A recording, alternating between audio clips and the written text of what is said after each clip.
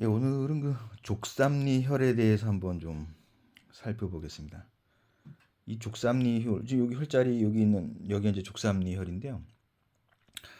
그 우리 유명한 그 침뜸의 대가 그 구당 김남수 선생이 정말 그 여기에 뜸을 뜨면 무병장수한다. 정말 병 없이 오래 살 수 있다라고 얘기한 데가 어디냐면 여기 말고도 이제 무국보양뜸이라고만 12군데인가 뭐 자리가 뭐 온몸에 있긴 한데 가장 그 무병장수로 대표적으로 꼽은 데가 어디냐면 여기 족삼리혈이에요. 족삼리혈. 예. 여기를 가장 대표적으로 꼽았고 여기를 매일 좀 뜸을 떠주면 좋겠다 이제 그런 말씀을 하셨고 이 구단 김남수 선생만 그런 얘기한 게 아니고 우리 그 저 뜸의 정말 그 대가는 구단 김남수 선생 하고 정말 뭐 우열을 가리기 힘든 분 중에 인산 김일훈 선생이 있죠. 인산 김일훈 선생, 인산가 창립자. 그 인산 김일훈 선생도 그 영구법이라고 그래가지고 그분도 이 족삼리 뜸에 대해서 강조를 많이 하셨고 하여간 일본에서는 좀 이따가 이제 뭐 텍스트로도 말씀을 드리겠습니다만은 간단하게 언급하면 일본에서도 옛날에 여기다 뜸을 떠서 뭐 243세까지 살았다 뭐 그런 얘기를 하는 분도 있어요.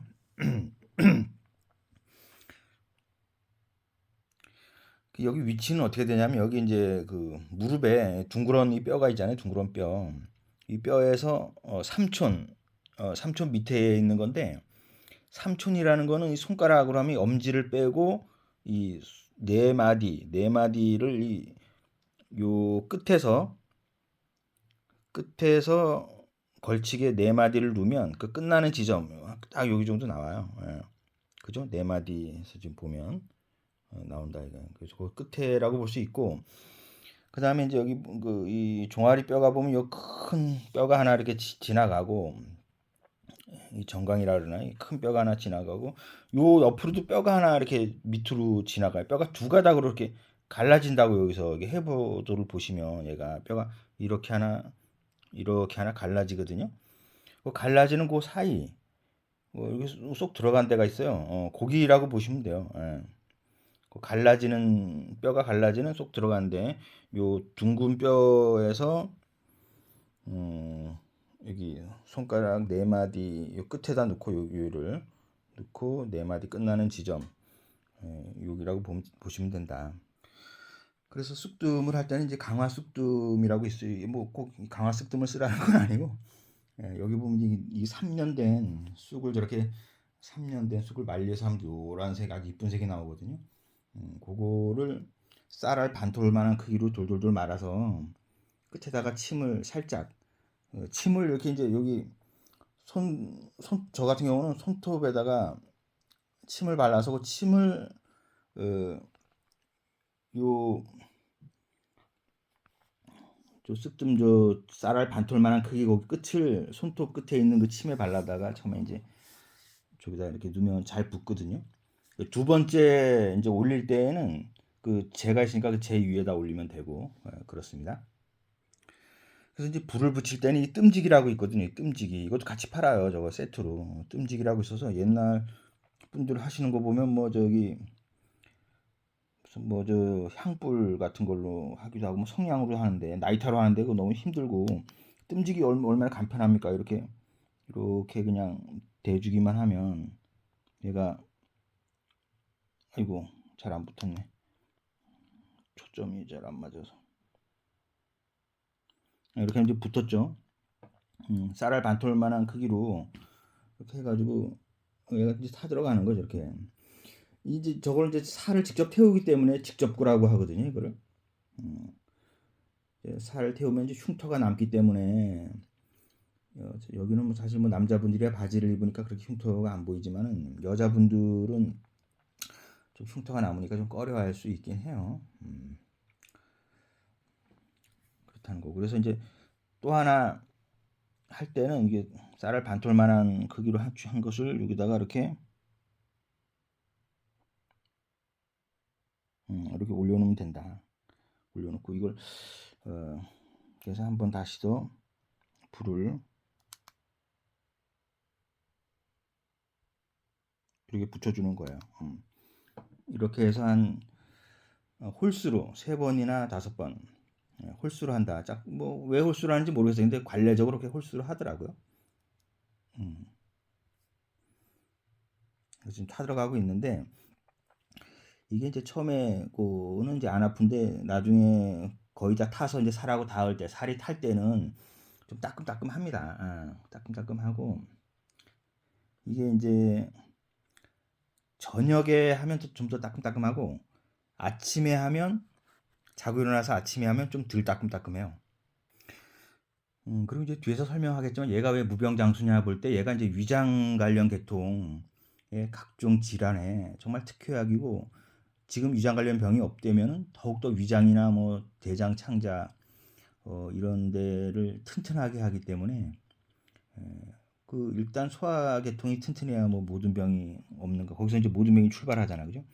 우리 위장 망가지고 대장 망가지고 하면서 모든 병이 출발하는데 그런 소화기 계통을 튼튼하게 하기 때문에 얘가 무병장수를 해주는. 이게 뒤에서 제가 좀 설명드릴게요. 끝나면은 제가 이제 이렇게 해서 한다. 그래서 흉터를 걱정할 것이 아니라 좀 건강을 위해서 한번 또 위장 계통으로 소화기 계통으로 좀 몸이 안 좋으신 분들은 떠보면 굉장히 그 도움이 되겠다. 그런 말씀을 드립니다. 그래서 이제 다 타면은 젤을 이제 이렇게 뭐 걷어내면 돼요. 젤을 걷어내면 되고 이게 보면은 이게 이거 좀 따끔하긴 한데 이게 시간이 지나면 아주 시원해져요. 이제 그 나중에 습관이 되면 뭐 뜨거운 것도 몰라요. 그래서 이게 뭐 나중에 그 인상 김일윤 선생님 보면 여기다 이따만한 거 막 올려놓고 이렇게 이따만한 거 올려놓고 뜸을 뜨거든요. 주먹만한 거 올려놓고 배에다가 5분 10분씩 타는 뜸을 뜨라고. 그런 거는 이제 그 암이나 이런 거 중병 걸렸을 때. 근데 이제 그런 거는 이제 5분 10분씩 그런 거 대여섯 번 계속 뜨면 사실 암 같은 것도 쉽게 낫죠. 근데 뭐 이렇게 주먹만한 거 뜸 뜨는 거에 비하면 요런 쌀알 만한 거를 뭐 매일 몇 개씩 뜨는 거는 크게 어려운 거 아니다. 그런 얘기를 드리고요. 제가 이제 왜 뜸 소개를 하냐면 저는 병을 어떻게 고쳐야 된다고 보냐니까 제 입장은 물과 바람과 그리고 태양 이 세 가지가 기본이다. 물, 공기가 바람이죠. 물, 바람, 태양 이 세 가지가 기본이고 그 다음에 이제 저는 주겸하고 쑥뜸 그 다음에 침. 근데 침은 일반인이 하기 어려우니까 일반인이 할 수 있는 거로는 의학적 지식이 없어도 할 수 있는 거는 뜸하고 주겸이다. 그 다음에 거기서 물, 바람, 태양 요 5가지로 모든 병을 고칠 수 있다. 그런 주의예요. 병원에서 하는 거는 뭐 어디 딱 팔다리가 부러졌을 때 그때 하는 게 병원에서 할 일이고 좀 위암이 걸렸다고 병원에서 뭐 예를 들면 위암이 걸렸다 그러면 위암을 병원에서 고치는 게 아니라 위를 잘라낸단 말이에요. 절제술 같은 거 하고 암이 걸리면 암을 잘라내는 거지 그게 암을 고치는 건 사실 아니다 그런 얘기거든요. 결론적으로 무슨 얘기냐? 우리가 병이 걸렸을 때 돈이 든다, 돈이 들어간다. 돈이 들어가서 수천만 원이 들어서 고쳐야 된다. 돈이 없어서 내가 못 고치고 죽는다. 그거는 가짜라, 틀렸다 이거예요. 그런 거는 돈 없이 고칠 수 있어야 그게 진짜 의술이라 이거예요. 근데 왜 뜸이나 뭐 주겸이나 그런 것들이 왜 환영을 받지 못하냐면 의료계에서 현대의학에서 그게 이제 의료 상업주의인데 돈이 안 되잖아요. 당신 쑥뜸으로 그 침으로 주겸 먹으면 5만 가지 병이 낫는데 그렇게 병원에서 얘기해 줄 수 없지. 그럼 병원은 뭐 먹고 살아요. 그러니까 자꾸 이게 악화가 양화를 구축하듯이 그리고 현대 그 의학의 뭐 장점도 있지만은 악화가 양화를 구축하는 측면이 있다 이거예요. 이 쑥뜸 얘기는 앞으로 뭐 좀 더 해보겠습니다. 오늘은 여기서 하고 이거 끝나고 바로 뒤에서 그 족삼리에 대한 좀 얘기를 해보겠습니다.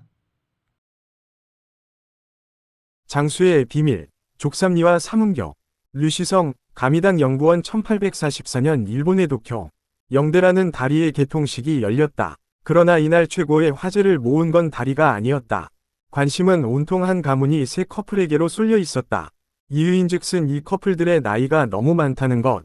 기록에 따르면 이들의 연세는 자그마치 이러했다. 만평의 나이는 243세, 그의 처는 242세, 아들 만길의 나이는 196세, 만길의 처는 193세, 손자 만장의 나이는 151세, 만장의 처는 148세, 평균 연령 195.5세, 60갑자를 3번이나 돌고도 남을 나이다.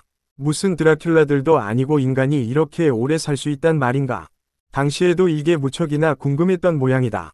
급기야 개통식에 참석한 지체 높은 한 장군이 이들을 불러들인다.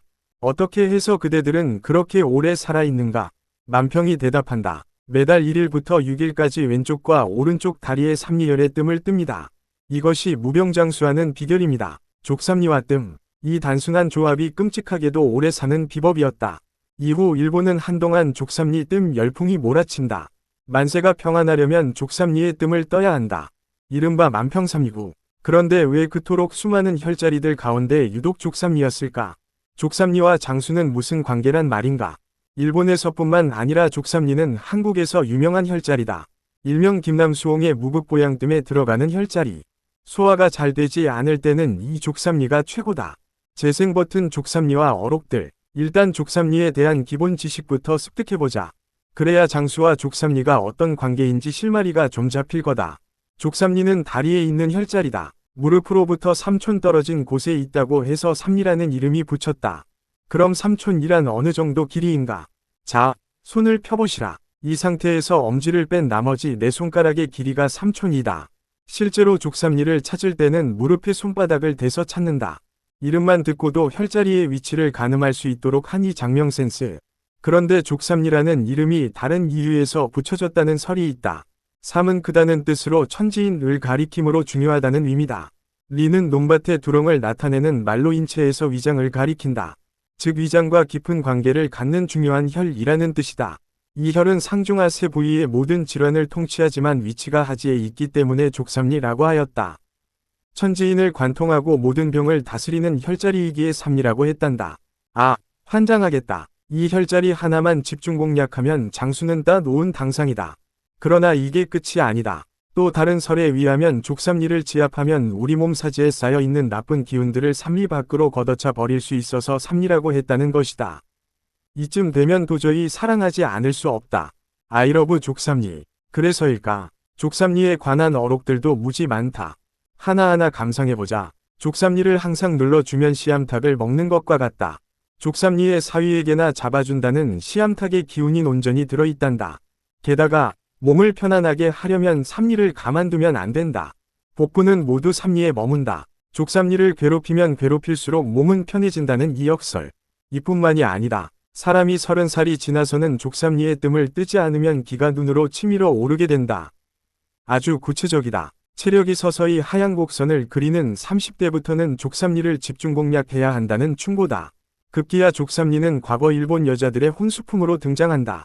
일본에서는 여자들이 시집가기 전 족삼리의 뜸을 뜨는 법을 배워서 갔다.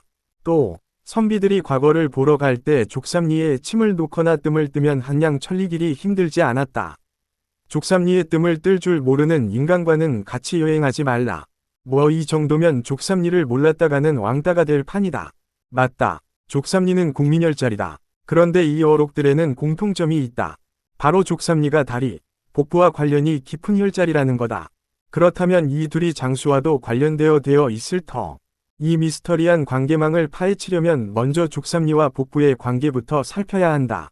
족삼리, 배를 품다. 복부는 배다. 이 배 안에는 우리 몸의 소화기관들이 다 담겨 있다.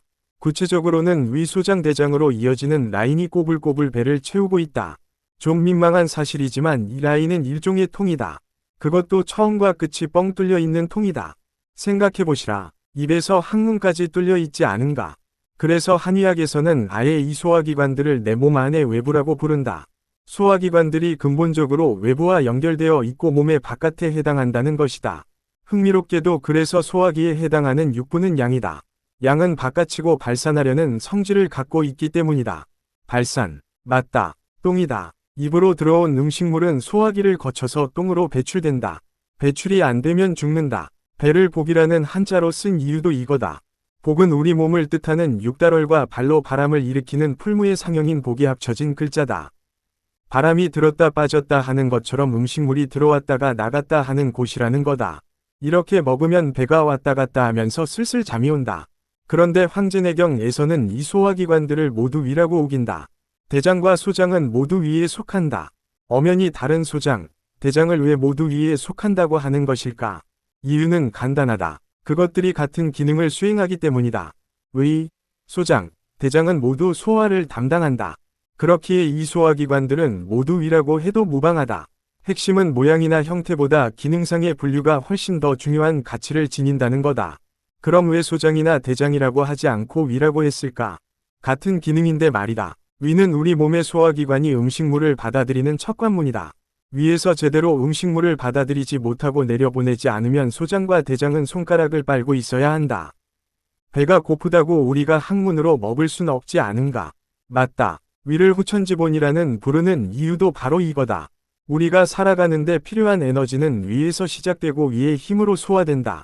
그렇다면 위는 대체 어떤 기능을 하는가? 위의 기능은 크게 두 가지다. 하나는 수납이고 다른 하나는 통강이다. 수납은 우리 몸으로 들어온 음식물을 모두 위에서 받아들인다는 의미다. 통강은 그것을 밑으로 내려가게 해서 통하게 만들고 궁극적으로는 외부로 내보낸다는 의미다. 그래서 위를 중심으로 하는 소화기관들은 이 체온과 비움의 질서를 따른다. 음식물이 위에 가득 차면 장이 찌꺼기를 배설하여 비고, 위에서 소화되어 내려온 음식물이 장에 가득 차면 위가 빈다. 번갈아 비고 번갈아 참으로 기가 상하로 소통되는 것이다. 쿵짝쿵짝. 위와 소장대장은 박자를 타듯이 움직인다. 이 하모니에 문제가 생기면 기가 통하지 않는 불통 상태에 빠진다. 맞다. 이 불통 사태, 특히 소화불통 사태는 만병의 근원이다. 한의원에 가면 제일 먼저 소화가 잘 되느냐고 묻는 것도 이 때문이다. 내 몸 안의 통이 지금 잘 소통되고 있는가? 이것에 문제가 생기면 병에 걸리고 오래 살지 못한다. 소화불량엔 당근 족삼이다. 여기만 힘주어서 마시지 해줘도 소화가 잘 된다. 족삼리는 이 만병의 근원인 소화불통 상태를 바로 잡는다. 족삼리는 족양명 위경의 혈자리로 위경 가운데서 토의 기운을 가진 혈이다.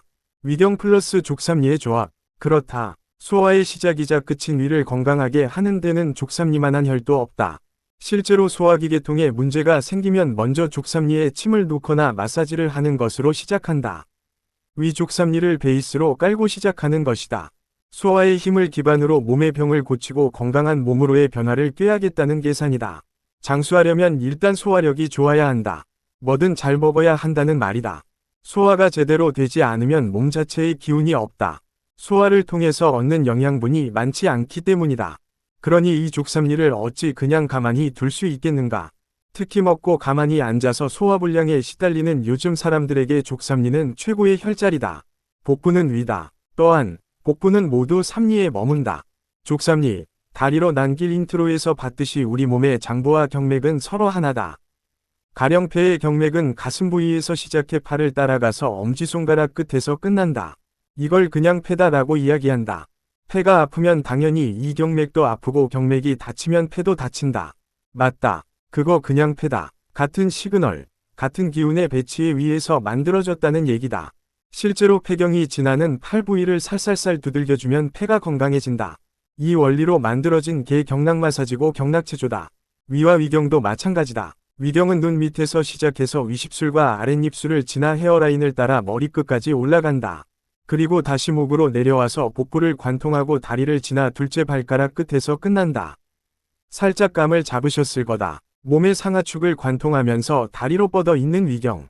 다리와 장수. 이게 그냥 연결되어 있는 게 아니라는 말이다. 물론 다리에는 비경이나 방광경, 신경, 간경 등 많은 경맥들이 지난다.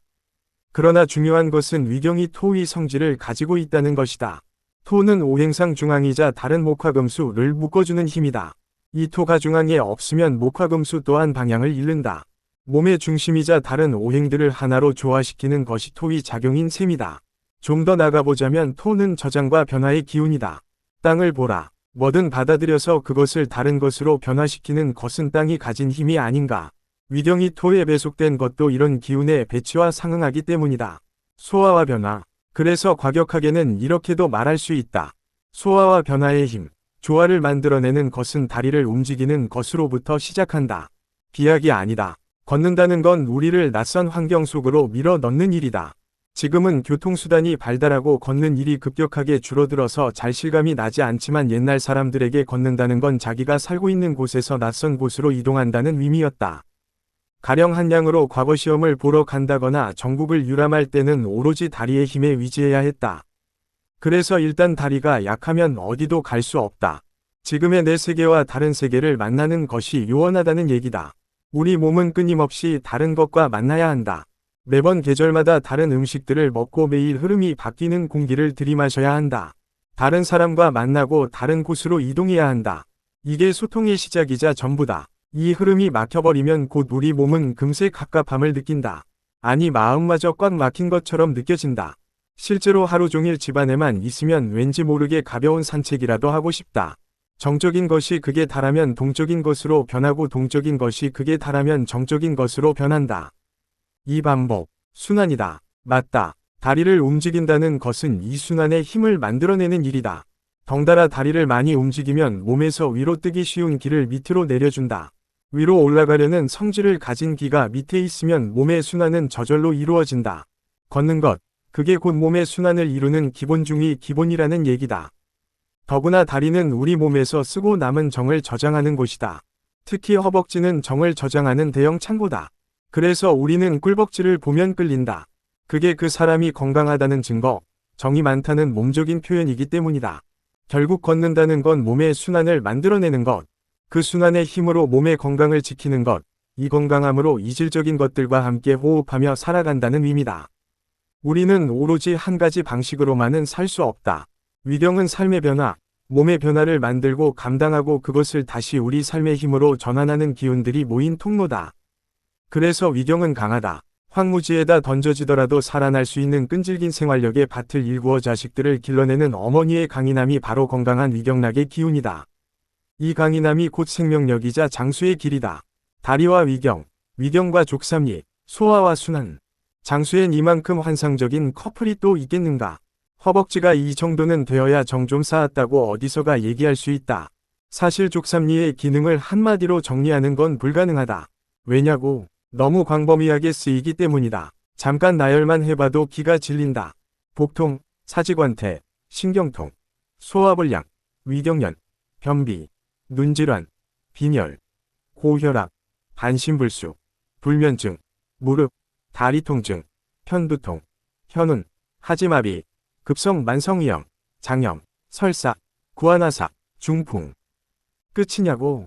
더 있다. 심한 화가 났을 때도 삼리를 긁으면 화가 내려가 마음이 가라앉는다. 침에 대한 공포가 심한 사람, 소심한 사람, 빈혈이 있는 사람에게는 삼리부터 침을 놓고 치료한다. 술에 취하여 정신이 없을 때도 삼리를 쓴다.